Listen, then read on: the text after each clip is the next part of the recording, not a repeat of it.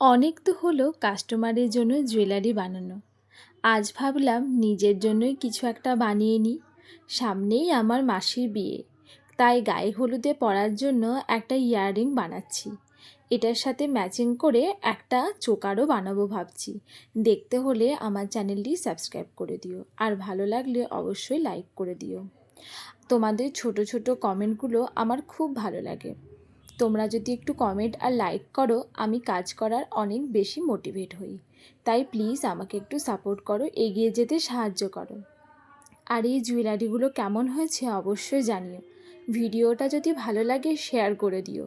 এই জুটের লাল কম্বিনেশনের সাথে কড়ি আর কটন বল রয়েছে। এই ইয়াররিংটা খুব সুন্দর লাগছে। আমি খুব একটা বড় বা ছোট ইয়াররিং বানাইনি, যেহেতু শাড়ির সাথে পরবো তাই মিডিয়াম সাইজের বানিয়েছি। তোমাদের মধ্যে অনেকেই আছো যারা জুয়েলারি বাড়িতে তৈরি করে পরতে পছন্দ করো। তারা নিজেরাই এই জুয়েলারিটা বানিয়ে ফেলতে পারো নিজেদের স্পেশাল দিনে পরার জন্য। আর লাস্টের ফিনিশিংটা কেমন হয়েছে অবশ্যই জানিও, ভালো লাগলে লাইক করো।